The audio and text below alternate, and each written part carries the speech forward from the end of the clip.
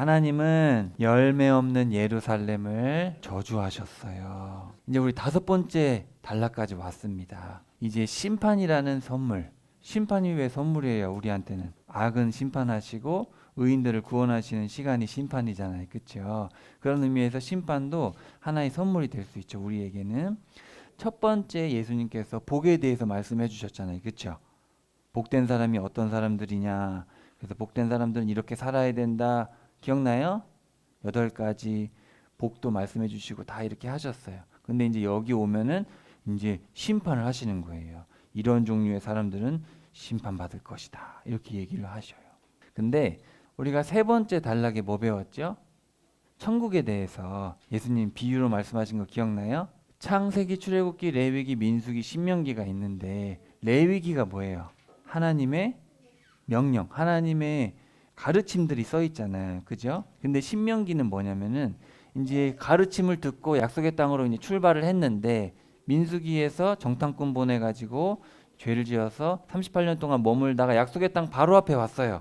바로 앞에서 모세가 다시 한번 레위기의 내용을 설명해 주잖아요.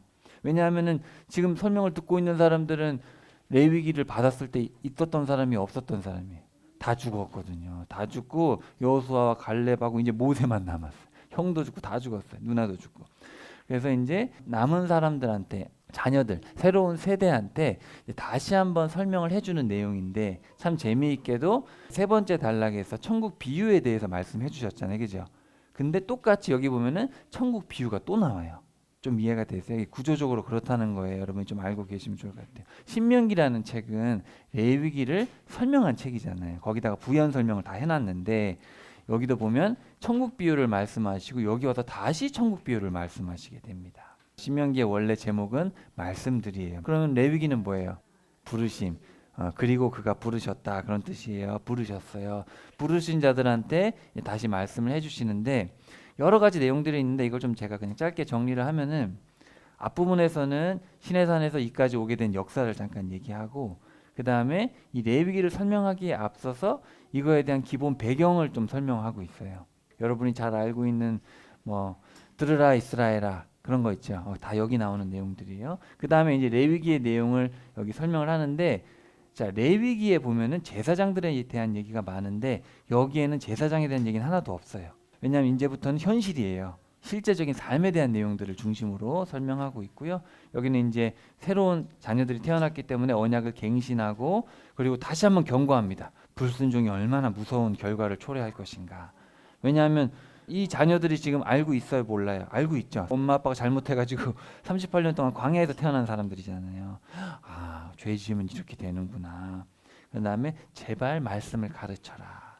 이런 내용들이 들어있는데 자 오늘 우리가 살펴볼 내용 19장부터 22장의 내용들을 보면은 자 보세요. 앞부분에 보면은 하늘 왕국, 천국과 영생에 대한 얘기들이 앞부분에 나옵니다. 그리고 여기 보면은 이 비유들이 많이 나와요. 비유를 통해서 다시 한번 설명하는데 경고를 하고 계세요. 그 다음에 제자들을 교육하시고 이 지도자들한테는 가르치시고 경고하시고 근데 이제 중간으로 가시면은 이제 예루살렘에 열매가 없어요. 예수님이 그렇게 노력했는데도 열매가 없어요. 친구들이 밭에다가 씨를 뿌렸는데 그러면은 자라기를 기대하고 있는데 열매가 안 맺으면 어떻게 해야 돼요? 뽑아버려야겠죠. 옥수수를 먹고 싶어서 옥수수를 심었는데 옥수수가 안 자라고 줄기만 있어요. 그럼 어떻게 해야 돼요? 그거 뽑아버려야죠. 그렇죠? 그래서 하나님께서 긴 시간 동안 하시고 성부 아버지께서 하시고 그 다음에 예수님께서 오셔서 예수님께서도 지금 3년 동안 공생애 동안 지금 그렇게 3년 반 동안 애를 쓰셨는데 이스라엘 백성들이 돌아와야 안 돌아와요? 모범이 되라 그래가지고 시내산에서 했잖아요. 그래가지고 1500년 지나가지고 이제 오셔서 사람으로 오셔가지고 또 3년 반 동안 설명을 하셨는데 알아들어요? 못 알아들어요? 선한 열매 모범이 되어달라 했더니 악한 열매만 맺고 있고 모범이 안 되고 오히려 폐를 끼치고 있으면은 예수님 입장에서는 하나님 입장에서는 이거를 쓸 이유가 있어요 없어요? 쓸 이유가 없잖아요. 그래서 무화과 나무를 저주를 하시는 거예요. 저주를. 그런 내용들을 빠르게 한번 살펴볼게요. 자, 19장 1절부터 한번 봅시다. 예수님이 이런 말씀을 끝마치셨을 때 우리 지난 시간 18장에서 교회에 대한 말씀을 주셨어요. 그래서 갈릴레아에서 떠나 요르단 건너편 유대아 지역으로 가셨다. 요단강 건너편이니까 이쪽일 것 같아요. 자, 많은 무리들이 예수님을 따라갔고 예수님은 거기서 그들을 고쳐주셨다. 자, 그래서 이제 첫 번째 단락, 하늘 왕국과 영생에 대한 얘기들 많이 하시는데 한번 봅시다. 자, 그러자 바리새파 사람들이 다가와서 예수님께 떠보려고 여쭈었다. 남편이 아무 구실이든 되어서 자기 아내와 갈라서도 됩니까? 예수님이 되물으셨다. 그러니까 이혼해도 됩니까? 이렇게 물어본 거예요. 아니, 당신들은 읽어본 적이 없습니까? 창조하신 분이 맨 처음부터 남성과 여성으로 그들을 지으셨다는 것을요. 또 말씀하셨다. 이런 까닭에 남편 될 사람이 아버지와 어머니를 떠나 자기 아내 될 사람과 어우러져서 살게 될 겁니다. 그 둘이 하나의 몸이 될 겁니다. 그래서 더는 둘이 아니라 하나의 몸입니다. 그러므로 하나님이 멍에를 함께 매게 하신 것을 사람이 떼어놓지 않아야 합니다. 그럼 이혼하면 돼요, 안 돼요? 하나님이 이혼하는 걸 원하세요, 바라지 않으세요? 바라지 않죠.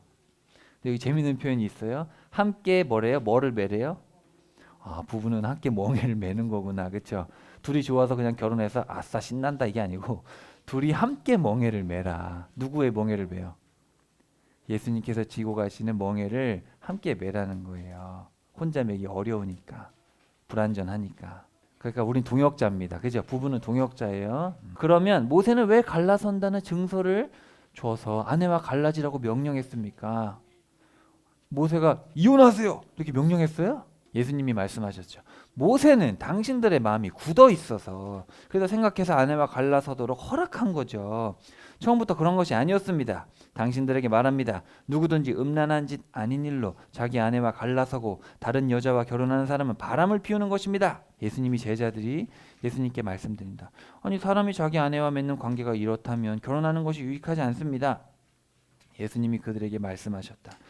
모두가 이 말씀을 알아듣는 것은 아닙니다. 하나님이 허락하신 사람들만 알아듣습니다. 엄마 뱃속에서부터 성기능 장애가 있는 남자로 태어난 사람들도 있습니다. 사람들이 그렇게 만든 경우도 있습니다. 하늘나라 때문에 스스로 그렇게 된 사람들도 있습니다. 알아들을 수 있는 사람은 알아듣기를 바랍니다. 그러니까 결혼을 안 하는 사람이 있을 수 있죠. 어떤 목적이 됐든 뭐 하나님이 그렇게 말씀하셨든 예레미야 같은 경우는 결혼했어요, 안 했어요? 안 했죠. 그러니까 사실은 결혼하는 게 하나님의 뜻이죠. 그게 원래 뜻이에요. 근데 때로는 또 그렇지 않은 경우가 있죠. 더 큰 일을 위해서. 누구를 위해서요? 결국은 하나님을 위해서인 거죠. 하나님을 위한 것이 아닌 자기 욕심을 위한 건 악하다는 거예요. 욕심을 위해서 이혼을 하고. 그러니까 이혼을 하라고 이혼 증명서를 준 게 아니라 남편이 다른 여자랑 살고 있으면 이 여자가 지금 이 남자랑 살 수 있어요, 없어요? 없잖아요. 그럴 때는 합법적으로 어떤 이혼 서류가 있어요. 저는 남편이었던 사람이 잘못돼서 제가 합법적으로 이혼을 했습니다. 그래서 저는 이제 결혼할 수 있습니다. 이런 권리가 있어야 되잖아요. 근데 그런 권리가 없는데, 왜냐하면 당시 여성은 남편의 재산이었기 때문에 그런 걸 안 주면 재혼을 못 하니까 그런 의미에서 말씀을 하신 거예요. 그러니까 사람을 살리기 위해서 모세가 허락을 한 거지 이혼은 불가하다. 이해되셨죠? 우리 결혼할 친구들 나중에 결혼해서 마음에 안 들면 그냥 다시 뭐 헤어지면 되지. 그럼 돼야 안 돼요? 그런 건 없어요. 그래서 결혼이 얼마나 소중한가. 그리고 그것보다 더 큰 것은 바로 하늘 왕국 때문에, 하늘 왕국을 위해서 하는 거죠. 하늘 왕국을 위해서. 그런 의미에서 이런 사람들도 있다. 예수님도 결혼하셨어요, 안 하셨어요? 안 하셨잖아요. 그렇죠? 예수님 왜 안 하셨어요? 하나님의 뜻을 행하기 위해서 그렇게 하신 거죠. 이해가 되셨죠? 자, 우리가 이 산상수훈에 보시면 말씀하시기를 자기 아내와 갈라서려는 사람은 누구라도 갈라선다는 증서를 그 여자에게 주어야 한다. 이런 말씀이 모세를 통해서 신명기 24장 1절에 줬는데, 그러나 나는 여러분에게 말합니다. 음란한 짓을 저지르지 않았는데도 자기 아내와 갈라서는 사람은 모두 그 여자를 바람 피우게 만드는 것입니다. 또 이혼을 당해 갈라선 여자와 결혼하는 사람은 누구든지 바람을 피우는 것입니다. 그러니까 이 말씀에 대한 지금 부연 설명이 뒤에 또 있었던 거죠. 이해되셨죠? 네, 그러니까 마태복음은 이런 게 있어요. 그러니까 성경을 읽을 때 이해가 안 되면 그냥 끝까지 읽어보면 돼요. 웬만하면 뒤에 다 설명이 있어요. 자, 그때에 사람들이 어린이들을 예수님께 데려왔다. 예수님이 손을 얹고 기도해 주시도록 하려는 것이었다. 그런데 제자들은 그 사람을 꾸짖었다. 그러자 예수님이 말씀하셨다. 어린이들을 그냥 두세요. 나한테 오는 것을 막지 마세요. 하늘 왕국은 이런 사람들의 것이니까요. 그리고 그들에게 손을 얹어주신 뒤에 거기서 떠나가셨다. 자, 파이디온이에요. 파이디온은 보통 여러분 같은 우리 다 말도 하고 걸어다니고 자기 의사도 표현하고 초등학교 갈 그 어간. 예수님이 말씀하시는데 어린이들이 오면 방해가 될 수도 있고 그럴 수도 있겠죠. 막 애들은 막 떠들고 하니까 사람들이 오지 말라고 했는데 예수님은 막지 마라. 헉, 하늘나라는 이런 사람들의 것이래요. 우리 어린이들을 보면 어때요? 어린아이들이 어떤 점을 말씀하시는 걸까요? 한번 이따가 한번 봅시다. 뒤에 나와요. 근데 여기 제가 중요한 걸 하나 가져왔는데 그때란 표현이 보이죠. 그때. 자, 마태복음에 보면은 그때란 표현이 엄청 많이 나와요. 그때. 보세요.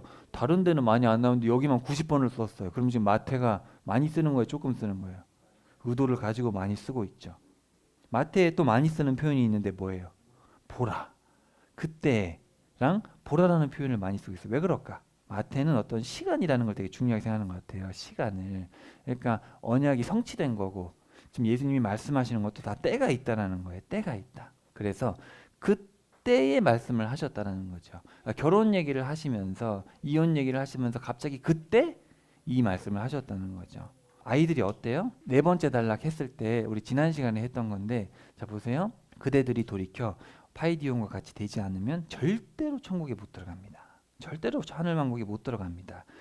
이 어린아이들이 어떻다는 거예요? 자기를 낮추어 어린아이처럼 되는 사람, 그 사람이 하늘나라에서 큰 사람입니다. 이런 사람이 들어간다는 거예요.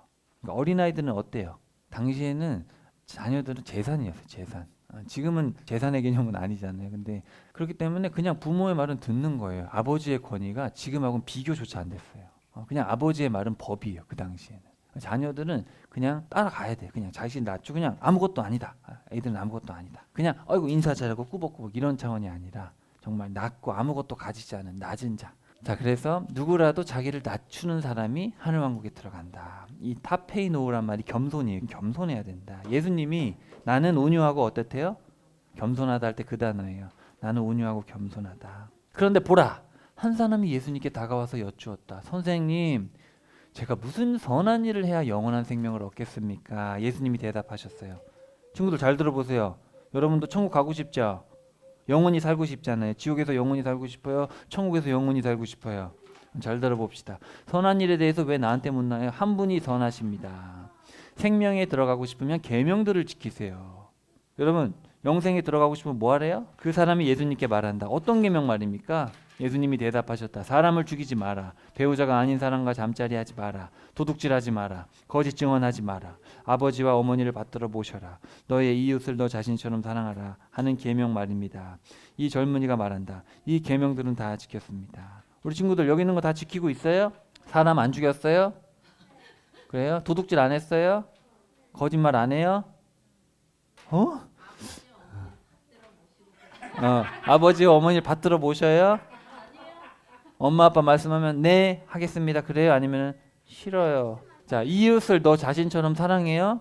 우리 교회 친구들, 우리 이모 삼촌, 우리 옆집 아저씨, 할머니, 할아버지 정말 내 몸처럼 사랑해요? 그럼 내가 피자 먹으면 한 조각 갖다 줘요? 자, 이 계명들을 제가 다 지켰습니다. 아직도 모자라는 것이 무엇입니까? 예수님이 말씀하셨다. 완전하게 되고 싶으면 가라. 그대에게 있는 것들을 팔아라. 가난한 사람들. 자, 푸토코스라는 말은 심령이 가난하다 할 때 그 단어예요. 기억나죠? 이 단어는 아무것도 없는, 스스로 아무것도 할 수 없는 사람에게 주세요. 그러면 그대가 하늘에서 보물을 차지할 겁니다. 그리고 이리로 와서 나를 따르세요. 이 말을 듣고 이 젊은이가 괴로워하면서 떠나갔어요. 그에게 모은 재산이 많았기 때문이다. 어떻게 하면 영원히 살 수 있습니까? 물어봤는데 가진 거 다 팔고 가난한 사람들에게 주고 나를 따라오라 그랬더니 괴로워하면서 갔어요. 모은 재산이 많기 때문이다.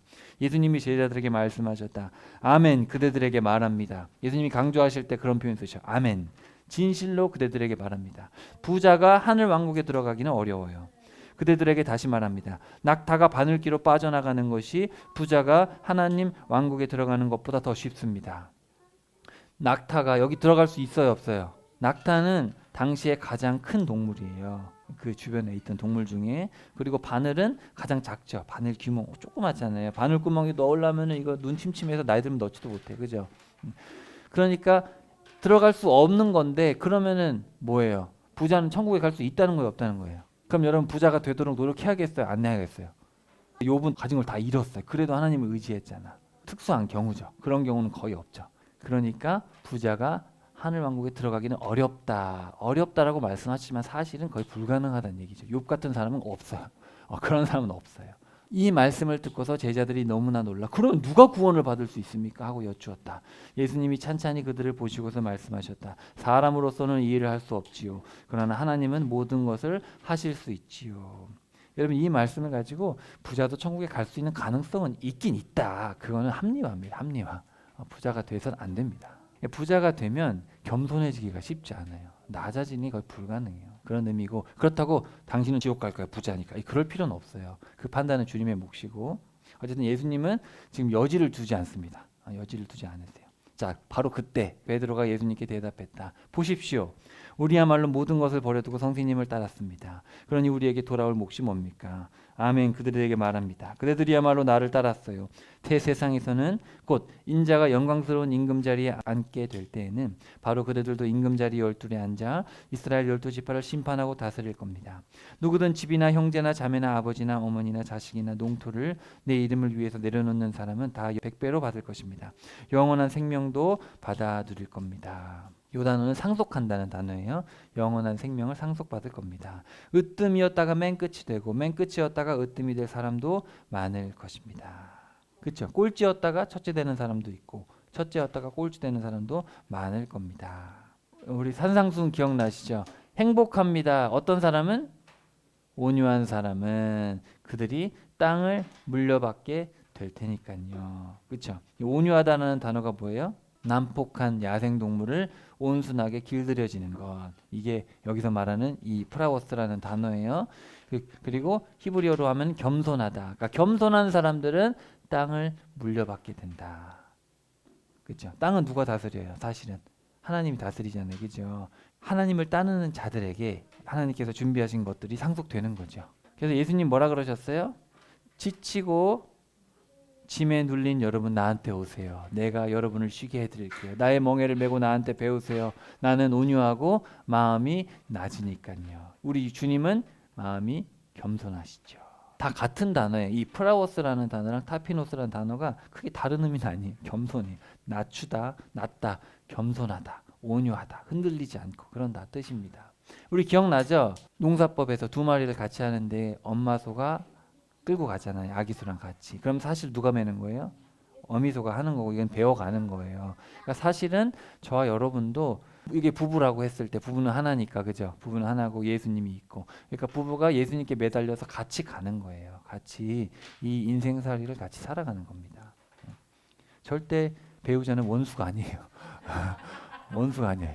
이 원수쟁이 아닙니다. 하나님께서 고르고 골라서 35억 중에서 골라가지고 같이 따라와라. 얼마나 좋은 배우자입니까, 그죠? 자, 이제 예수님 비유를 하나 말씀하시는데 하늘 왕국은 어떤 집주인과 같습니다. 자, 잘 들어보세요, 우리 친구들. 자, 아침 6시예요. 아침이 되자마자 그가 자기 포도밭을 위해 일할 일꾼을 구하러 나갔습니다. 주인이 포도밭 주인인데 일용직 일꾼을 구하러 이제 간 거예요. 새벽 6시에. 보통 일용직 시장은 6시예요. 6시에 이제 일 나가요.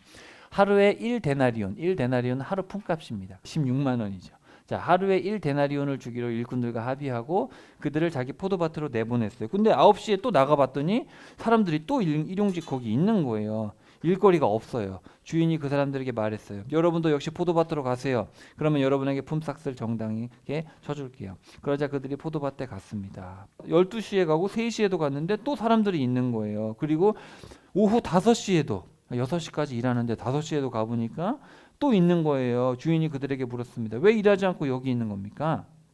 그들이 주인에게 말합니다.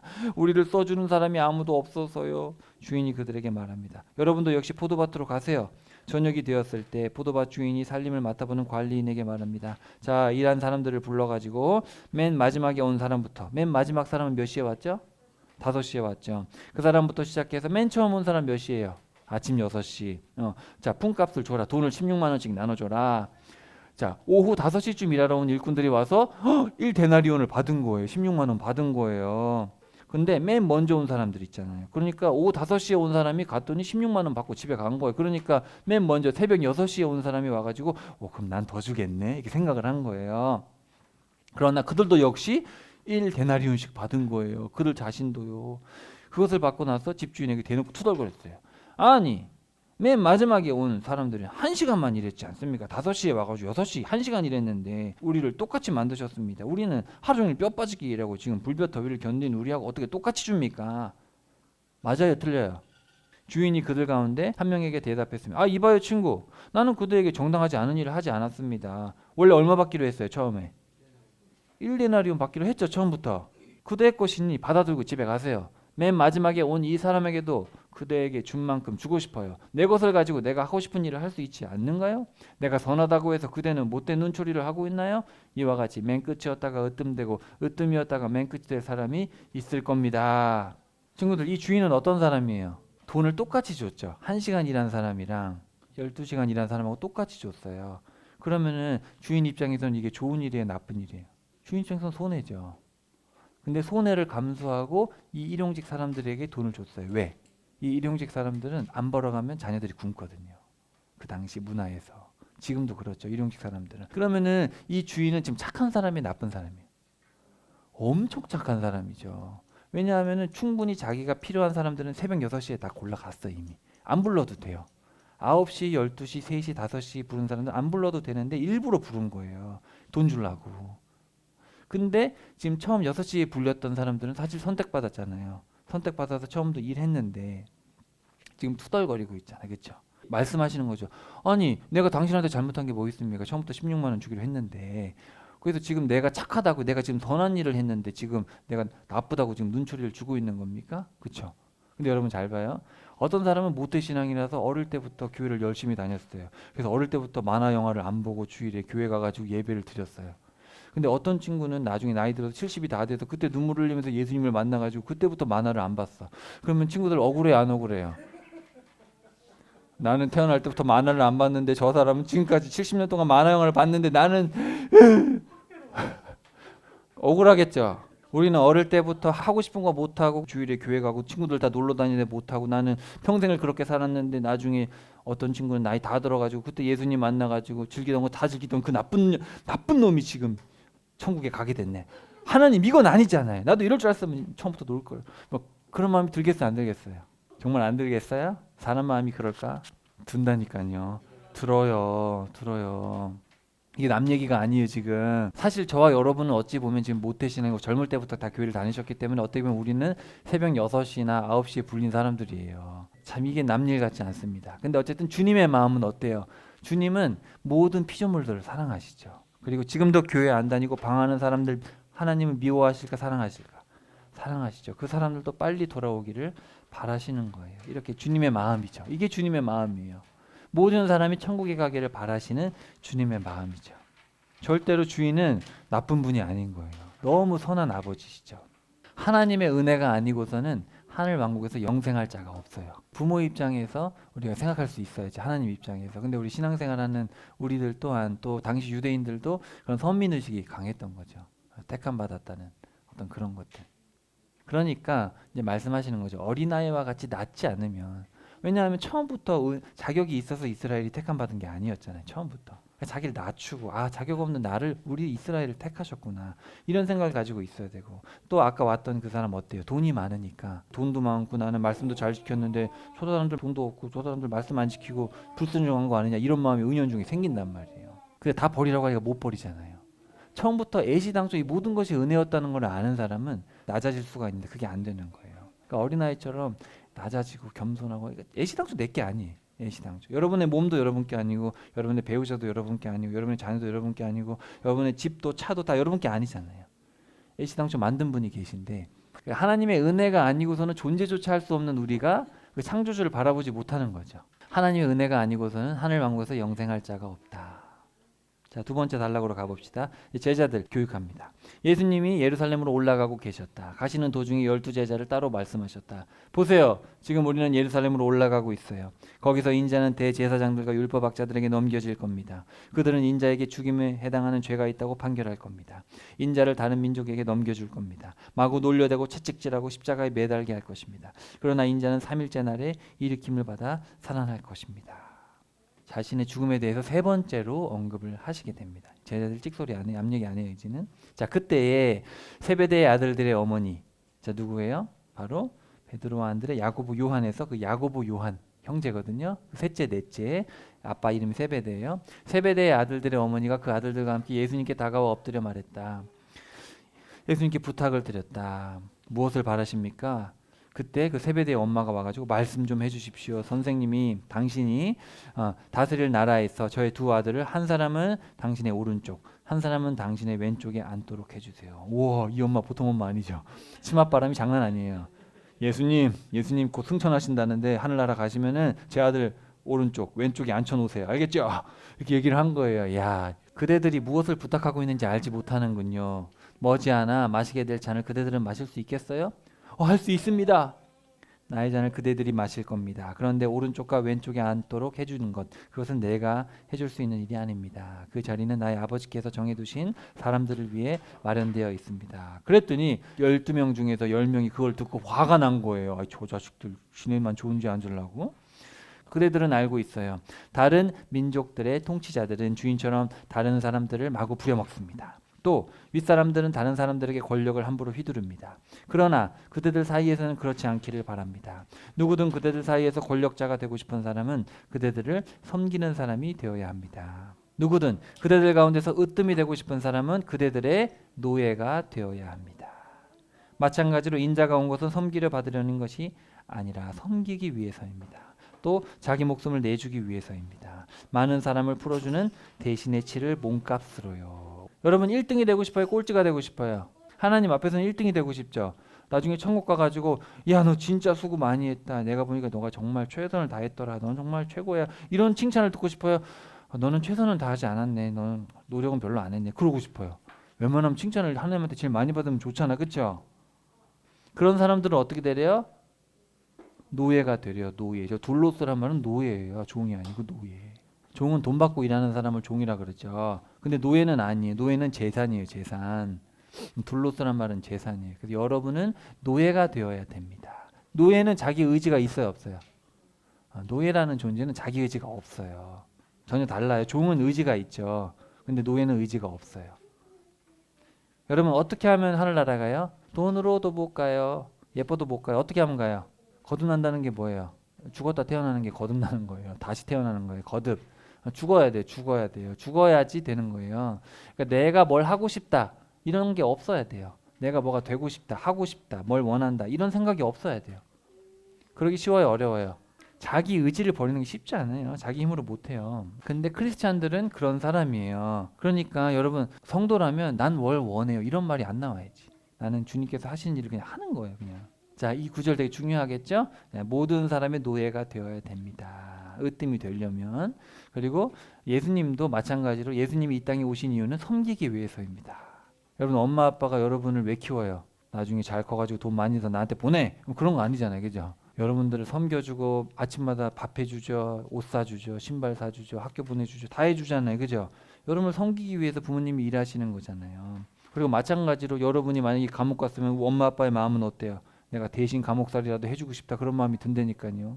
예수님 일행이 여리고를 빠져나오고 있었다. 큰 무리가 예수님을 따라갔다. 그런데 보라, 시각장애인 2명이 길 옆에 앉아있다가 예수님이 지나간다는 소리를 듣고 외쳤다.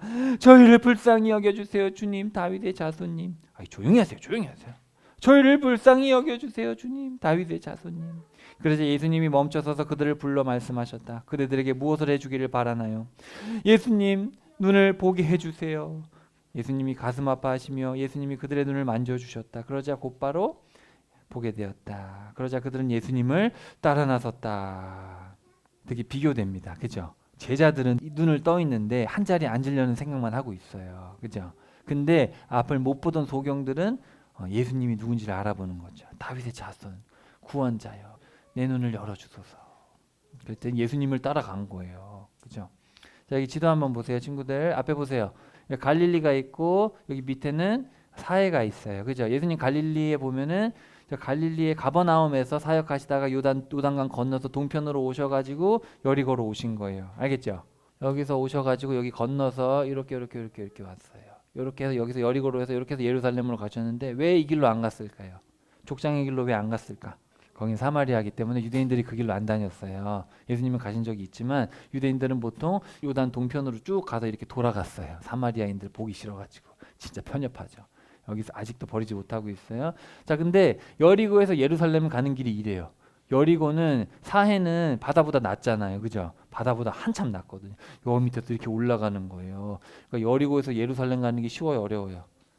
저기는 어떤 땅이냐면 사막이에요, 사막. 자, 그래서 이렇게 간 거예요. 자, 거기 가면 여기 베단이라는 데가 있고, 여기 보면 여기 베단이가 여기 있고, 벳바게가 여기 있고, 바로 옆에 예루살렘이 있고, 여기 올리브산이에요. 감람산이라고 번역된 올리브산이에요. 감람이라는 거는 중국 사람들이 번역을 잘못했어요.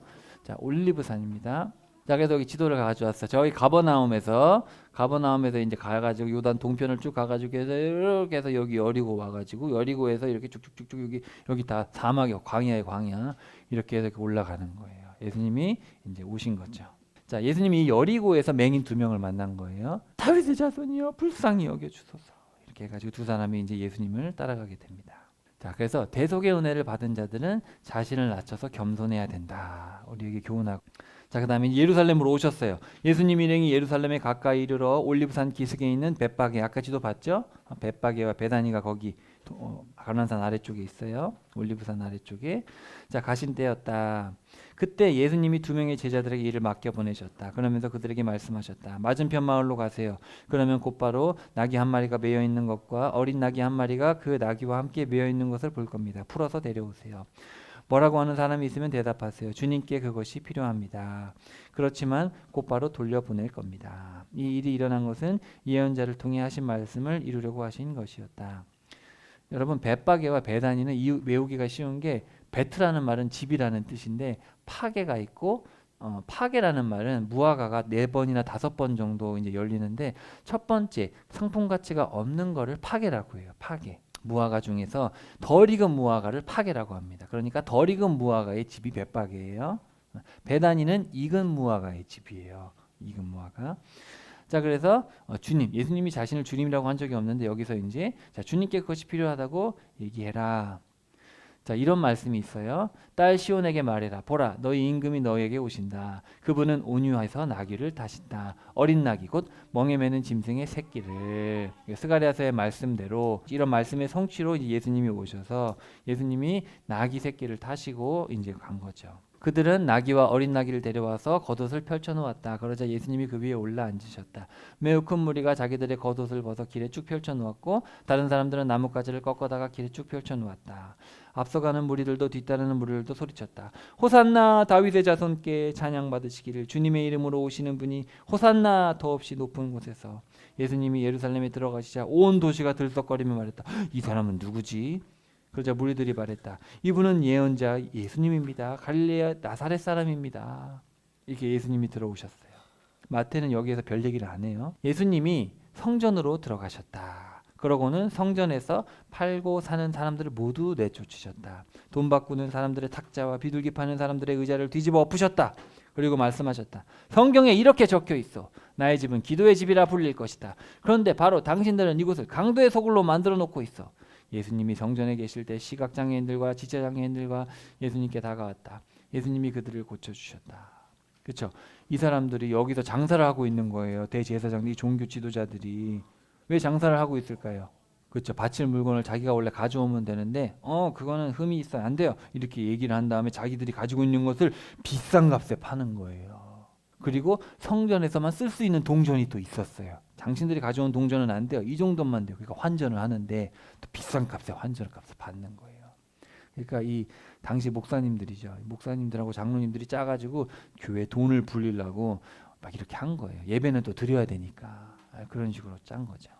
예수님이 하신 놀라운 일들을 대제사장과 율법학자들이 보았다.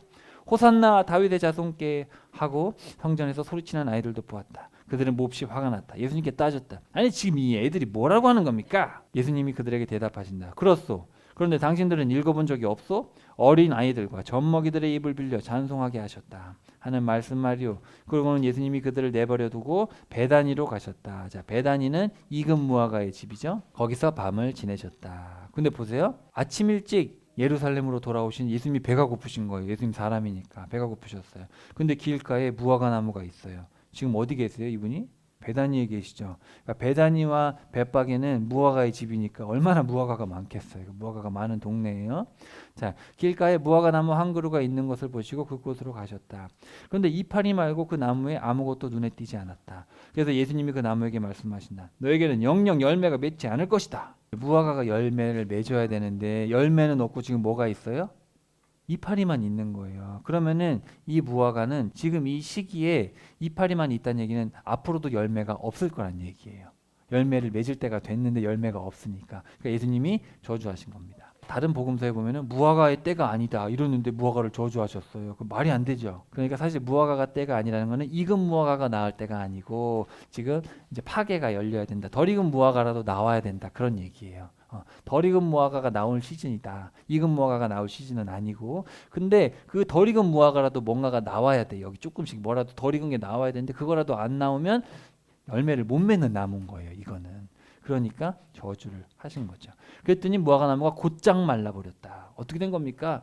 아멘 그들에게 말합니다. 그들에게 믿음이 있고 의심하지 않으면 무화과 나무에게 일어난 이런 일을 그대들도 할 겁니다. 그뿐만 아니라 이 산더러 일어나 바다에 빠져라고 말하면 말한 대로 될 겁니다. 그들이 기도할 때 믿고 달라고 하는 것은 무엇이든지 다 받게 될 겁니다. 우리 지난 시간에 배웠을 때 여러분에게 겨자씨 한 알 만한 믿음이 있다면, 근데 여러분에게 지금 믿음이 없어요. 있으면 산더러 옮겨가라고 하면 옮겨갈 겁니다. 못하는 일이 없을 겁니다. 얘기했어요. 기억나시죠? 우리 지난 시간에. 자, 그래서 의로운 열매가 없으면 멸망한다는 얘기를 이제 하신 거죠. 지금 예루살렘에 열매가 있어요, 없어요? 없잖아요. 지금 예루살렘에 선한 열매를 기대하시고 거기서 해서 정말 사람들이 모여서 예배드리고 하나님을 기쁘시게 하고 모든 열방이 모범이 되라고 하셨는데 지금 강도의 소굴로 만들어놨잖아요. 예배당에서 장사나 하고 있고, 그렇죠? 자, 그래서 지금 이 순차적으로 말씀을 하고 계십니다. 자, 그래서 이제 예수님이 히에론에 다시 들어가셨어요. 성전에 들어가셔서 거기서 가르치시고 계실 때 대제사장들과 백성들의 원로들이 이제 물은 거죠. 아니, 당신은 무슨 권리로 이런 일을 하는 겁니까?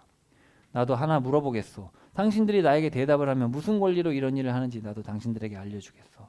세례 요한이 침례를 베풀었는데 하나님이 시켜서 한 겁니까? 사람이 자기 원해서 한 겁니까? 이렇게 물어봤어요. 어때요, 여러분? 하늘에서 비롯됐다고 하면은 그럼 왜 요한을 믿지 않습니까? 그럼 사람에게서 비롯됐다고 하면은 그러면 또 무리가 두렵군요. 모두가 요한을 예언자로 여기고 있으니까요. 그렇죠? 예수님이 질문을 다시 해버리신 거죠. 그랬더니 이 사람들이 대답을 못 하겠는 거예요. 하나님이라고 말하기도 그렇고 사람이라고 하기도 그렇고 나도 무슨 권리로 이런 일을 하는지 당신들에게 말하지 않을 것입니다. 자, 생각해 보십시오. 어떤 사람에게 자식이 둘 있었어. 그 사람이 첫째에게 다가가 말했어. 얘야, 오늘 포도밭에 가서 일해라. 그러고 싶지 않아요. 근데 나중에 마음을 바꾸고 일하러 갔어요. 한편 다른 아들에게도 똑같이 말했어요. 제가 가야죠, 당연히. 주님, 그렇게 대답을 했어요. 근데 가지 않았어. 이 두 아들 가운데 누가 아버지의 뜻을 행했어? 여러분, 누가 아버지의 뜻을 했어요? 첫째입니다. 예수님이 그들에게 말씀하신다. 아멘. 당신들에게 말하오. 세금업자들과 몸 파는 여자들이 당신들보다 앞서 하나님의 나라에 들어가고 있어. 요한이 당신들한테 와서 의의 길을 알려주었지만 당신들은 요한을 믿지 않았기 때문이요. 하지만 세금업자들과 몸 파는 여자들은 그를 믿었어. 그런데 당신들은 말이요. 그걸 보고도 나중이라도 마음을 바꾸어 믿지 않았어.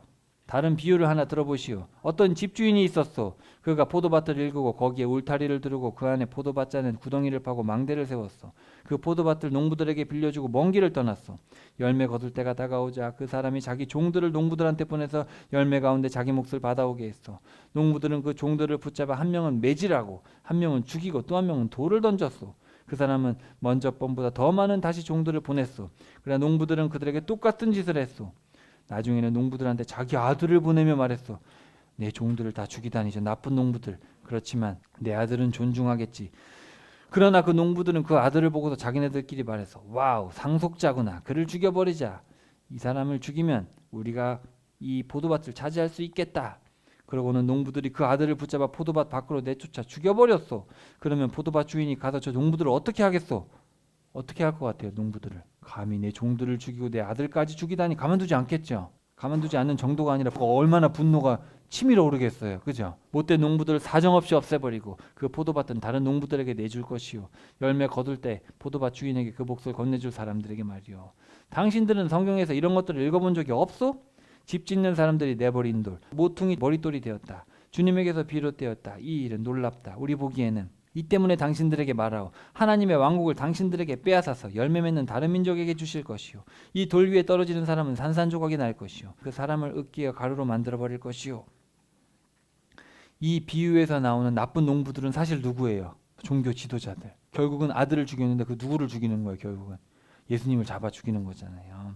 대제사장들과 바리새파 사람들이 이런 비유를 듣고서 예수님이 자기들에 대해서 말씀하시는 줄 알아차렸다. 그래서 그들은 예수님을 붙잡으려고 했지만 무리들을 두려워했다. 그들이 예수님을 예언자로 여기고 있었기 때문이다. 또 보세요. 자, 하늘 왕국은 임금의 경우와 같소. 그가 자기 아들 위해 결혼잔치를 베풀었어. 그리고 자기 종들을 보내어 초대받은 사람들을 결혼잔치에 불러오게 했어. 그런데 사람들이 오고 싶어 하지 않았어. 다른 종들을 다시 보내요. 초대받은 사람들에게 이렇게 말하라. 자, 내가 잔치를 마련해 놓았는데 우리 아들 결혼하는데 빨리 좀 오세요. 제가 오라고 했잖아요. 황소와 살찐 송아지들을 잡아놓았어요. 준비가 다 됐어요. 빨리 결혼잔치 오세요. 근데 초대받은 사람들이 귓등으로 듣고 가버렸어요. 어떤 이는 자기 농장으로 가버리고 어떤 이는 장터로 말이요. 결혼식에 가기로 했는데 아우 나 안 갈래. 아우 나 지금 바빠 일하러 가야지. 안 간 거예요. 그리고 어떤 사람들은 이게 뭐야 이거 사람을 보냈어? 저 사람 죽여버려. 그런 일을 한 거예요. 그러자 임금은 화가 치밀었어. 그래서 자기 군대를 보내어 저 살인자들을 없애버렸고 그들의 도시는 불태워버렸어. 그때 임금이 종들에게 말한다오. 결혼잔치는 준비되어 있는데 초대받은 사람들이 자격이 없었다. 그러니 여기저기 주요 거리로 나가서 만나는 사람들을 결혼잔치에 초대해라. 저 종들이 길로 나가서 만난 사람들 모두 데려왔어. 악한 사람이든 선한 사람이든 말이오. 마침내 길에 앉아서 먹는 사람들로 결혼잔치가 같겠소. 그러니까 초대받은 사람들은 다 죽었어요. 그렇죠? 그리고 자격이 없던 사람들을 다 데려온 거예요. 기대에 앉아서 먹는 사람들을 살펴보려고 임금들이 들어가서 보았더니 거기서 결혼잔치에 예복을 입지 않은 사람이 있었어. 이 임금이 그 사람에게 말한다. 친구여, 결혼잔치에 예복을 입지 않고 여기 들어오다니 어떻게 된 건가? 그 사람은 아무 말이 없었어. 그때 임금이 잔치의 시중꾼들에게 말했어. 그의 발과 손을 묶어서 바깥 어두운 데 쫓아내어라. 그리고 거기서 그가 울부짖으며 이를 갈 것이다. 부름받은 사람은 많은데 선택받은 사람은 적기 때문이요. 자, 그래서 여기 보세요. 사람들이 기대에 앉아서 먹고 있죠. 당시 유대인들은 이렇게 누워서 밥을 먹었어요. 지금 우리랑 다르게 이렇게 누워서 이렇게. 이게 식탁 문화예요. 자, 근데 친구들 여기 보세요. 왕이 먼저 초대했던 사람들 왔어요, 안 왔어요? 자기 할 거 바쁘다고 안 왔죠. 그리고 심지어 종들을 죽여서 왕이 화가 나가지고 다 죽여버렸어요. 그래가지고 원래 초대받지 않았던 사람들, 죄인이든 악인이든 다 데려온 거예요. 다 데려왔어요. 그래서 잔치를 막 하고 있는데 그 중에 어떤 사람이 뭘 안 입고 있었어요? 예복을 안 입고 있었어요. 예복을 안 입은 사람도 어떻게 됐어요? 쫓겨났어요. 근데 이 예복은 누가 주는 거예요? 원래 예복은 주인이 주는 거예요. 자기가 예복을 준비하는 게 아니에요. 당시 문화에서는 초대할 때 예복, 야 이거 입고 와라, 이거 준 거예요. 근데 예복을 안 입고 오면 돼요, 안 돼요? 안 되죠. 그러니까 우리가 이런 걸 통해서 뭘 알 수 있어요? 초대에 무시하는 사람들, 그러니까 초대를 했는데 무시하는 사람들도 문제가 있죠. 근데 초대를 받았을 때 그 초대에 상응하는 은혜를 받았으면 은혜를 합당한 보상을 해야 되잖아요. 은혜를 무시하는 것도 문제가 있는 거죠. 은혜를 망각하는 자들. 그 농장 주인이 농부들을 고용했잖아요. 근데 그 은혜를 망각한 자들. 또 왕이 초대했는데 초대를 거절하거나 초대의 은혜를 망각하고 베풀어 주신 그 예복도 입지 않는, 무시하는 이런 것들 다 가차없이 심판받는다. 예수님이 되게 강도 높게 얘기하고 있는 거예요, 지금. 엄마 아빠가 여러분을 위해서 10개월 동안 먹여줬죠. 똥기저귀 갈아줬죠. 학교 보내줬죠. 책 사주죠. 다 해주죠. 감사해 안 감사해요? 근데 그런 거 무시하고 엄마가 해준 게 뭐 있어? 엄마가 사준 옷 싫어! 그러면 엄마 아빠 마음이 어때요? 그러니까 우리가 이런 것들을 잘 생각해야 돼요. 당시에 대제사장들과 이 원로들이 그렇다는 거예요. 하나님께서 베풀어 주신 은혜를 망각했어요. 농부로 불렀으면 최선을 다해서 해야 되는데 다 죽이는 거예요. 하나님의 사람들은 다 잡아 죽이고. 그리고 예수님께서 잔치에 자꾸 초대하잖아요. 와라, 기쁨의 자리로 와라. 와라고 했는데 오지도 않고 거부하고 자기 사느라 바쁘고. 은혜를 망각하는 자들은 가차없이 심판받는다. 하나님의 은혜가 아니고서는 하늘왕국에 영생할 자가 없죠. 그리고 하나님은 자신의 생명까지 주시면서 이렇게 은혜를 베푸시는데 열매가 없어요. 열매가 없는 것도 모자라 어떻게 돼요? 주인에게 해를 끼치고 있잖아요. 살려둘 이유가 없어요. 바리새파 사람들이 이제 예수님한테 와가지고 시험을 하려고 헤롯 땅을 데려온 거예요. 바리새파 사람들은 종교 집단이고 헤롯 땅은 정치 집단이에요. 그러니까 헤롯 땅은 헤롯을 의지하고 로마 정권을 의지하는 그런 친로마 세력이고 이 사람들은 민족주의 사람인데 이 사람들은 그러면은 정치적으로 안 맞잖아요. 안 맞는 사람들이거든요. 안 맞는데 손을 붙잡았어요. 왜? 신앙이 중요한 게 아니라 뭐가 중요해요? 예수님을 잡아 죽이는 게 중요하니까 손을 잡았어요. 그래서 선생님, 우리가 알기로는 선생님은 참 좋은 사람이라서 하나님의 길을 참되게 가르치고 어느 누구 눈치도 보지 않으십니다. 사람의 겉모습을 봐서 치우치지 않으시니까요. 우리에게 말씀해 주세요. 카이사르 황제에게 주민세를 바쳐도 되는 겁니까? 안 되는 겁니까? 여러분, 황제에게 주민세를 바쳐야 돼요? 안 바쳐야 돼요? 바치면은 뭐예요? 로마한테 인정하는 거잖아요. 이거 안 바치면 어떻게 돼요? 법을 어기는 거죠. 웃기죠 이게. 신앙이냐 정치냐 여기 사이에서 지금 답을 못하게 만들어놨죠. 주민세로 내는 동전을 나에게 보여주시오. 그랬더니 데나리온을 가져왔어요. 이 돈에 새겨놓은 모습과 이름은 누구의 것이오? 황제의 것입니다. 황제의 건 황제한테 주고 하나님의 것을 하나님께 돌려드리시오. 사람들이 충격을 받았어요. 여기 한번 보세요. 당시에 쓰고 있던 데나리온이 여러 종류가 있는데 저 맨 위에 거는 초대 황제고 이거는 이제 두 번째 황제. 예수님 당시에는 티베리우스라는 황제가 있었어요. 근데 이 동전에 뭐라고 써 있는지 알아요? 티베리우스 카이사르. 티베리우스 황제. 신성한 아우구스투스의 신성한 아들. 그러니까 당시에는 로마의 황제를 뭘로 섬겼어요? 신으로 섬겼어요. 그러니까 초대 황제 아우구스투스 신. 아우구스투스 신의 신성한 아들이라는 말이 써 있고 이 오른쪽에 보면은 대제사장이라는 말이 써 있는 거예요. 신의 대제사장. 그리고 다른 동전에도 보면은 저기 DIVIF라고 써 있는데 라틴어예요. 저 로마 말이죠. 이탈리아 말로 하면 하나님의 아들이란 말이 써 있는 거예요. 그러니까 이 동전에 뭐라고 써 있어요, 지금? 하나님의 아들이란 말, 또 신이라는 말, 이런 말, 대제사장이라는 말이 써 있는 거예요. 신의 제사장, 신의 대리자다. 하나님의 아들이다. 이런 신격화된 동전이 써 있는 거예요. 이런 동전을 가져와 봐라. 그러면서 뭐라 그러셨냐면은 하나님의 것은 하나님에게, 그리고 황제의 것은 황제에게 해라. 사실 모순되는 말이죠. 왜냐하면 이 사람들 하나님을 믿는다고 하면서도 지금 로마에 빌붙어 있잖아요. 그렇죠? 사실은 하나님을 진짜로 믿는다면은 하나님을 믿는다고 하면서 지금 헤롯 땅은 정치적으로 거기를 의지하고 있잖아요. 그렇죠? 그러면서 지금 바리새인들은 하나님 하면서도 지금 헤롯 땅과 타협해가지고 예수님 죽이려고 하고 있잖아요. 그러니까 결국은 하나님을 섬긴다고 하면서 이 사람들은 정치적인 것들을 다 이용하고 있는 거예요. 결국은 모순되는 신앙생활을 하고 있는 거죠. 하나님 하면서 결국은 황제의 눈치 보고 있는 거죠. 그러니까 이제 예수님 하신 말씀은 너희 신앙 가짜 아니냐, 무슨 하나님 하면서 너희들은 이중적인 놈들 아니냐, 그런 것들을 지금 말씀을 하셨어요. 그러니까 이제 사두개파 사람들이 와가지고 사두개파는 부활이 없다고 얘기를 한 거예요. 아니, 선생님, 모세가 말을 합니다. 어떤 남자가 자식이 없으면 동생이 결혼을 다시 또 해주고 해야 되는데 7 형제가 있었는데 첫째가 결혼했는데 애기 없어서 죽어가지고 둘째가 또 다시 그 사람하고 결혼을 했는데 없고 해가지고 7번째까지 그렇게 결혼을 해서 한 여자랑 7명이 결혼을 하게 됐는데 그럼 나중에 부활을 하게 되면은 도대체 누구의 부인이 되는 겁니까? 누구의 아내가 되는 겁니까? 당신들은 속아서 헤매고 있는 겁니다. 하나님의 능력도 성경도 모르고 있어요. 부활하면은 장가도 가지 않고 시집도 가지 않습니다. 그때는 천사랑 같습니다. 죽은 사람들이 부활하여 다시 일어나는 일을 두고 하나님이 당신들에게 하신 말씀을 본 적이 없어? 나는 아브라함의 하나님, 이삭의 하나님, 야곱의 하나님이다. 여러분, 그러면 하나님이 나는 아브라함의 하나님, 이삭의 하나님, 야곱의 하나님이라고 했을 때 죽은 사람들을 데리고 말씀하시겠어요? 아니겠죠. 아브라함과 이삭과 야곱이 살아있는 사람들이다. 그러니까 지금 살아있다. 살아있는 사람들의 하나님이다. 이렇게 해서 이제 사두개인들에게 얘기를 해주신 거고, 자 이제 마지막입니다. 바리새파 중에 성경을 잘 알고 있는 사람이 와가지고 선생님 어떤 계명이 제일 큽니까? 하나님을 사랑하라. 온 마음과 정성과 의지를 다해서. 이것이 제일 큰 계명이고 둘째 계명도 마찬가지로 중요하다. 너의 이웃을 너 자신처럼 사랑하라. 이 두 계명이 바로 내가 구약 내내 했던 얘기다. 여러분, 이 이스라엘 사람들한테는 하나님 사랑이 중요할까요? 이웃 사랑이 중요할까요? 하나님 사랑을 중요하게 생각했죠. 이웃 사랑은 둘째예요. 근데 예수님은 뭐라 그랬어요? 이 사람은 제일 중요한 계명이 뭔가를 물어봤는데 예수님은 2가지를 얘기하셨어요. 하나님 사랑을 얘기하고, 그래 둘째 계명은 이웃 사랑인데 하나님 사랑과 이웃 사랑은 구분될 수 없다 이놈들아.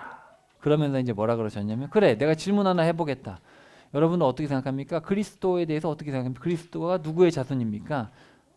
그리스도는 다윗의 자손입니다. 그러면 다윗이 성령님에 힘입어 그분을 주님이라고 부르며 이렇게 말한 것은 어떻게 된 겁니까? 다윗이 뭐라 그랬냐면 주 하나님이 내 주님께 말씀하셨다. 앉아 있어라 내 오른쪽에, 내가 그대의 원수들을 그대의 발 아래 둘 때까지. 그러니 다윗이 그리스도를 주님이라고 부르고 있는데 어떻게 그리스도가 다윗의 자손이 될 수가 있겠습니까?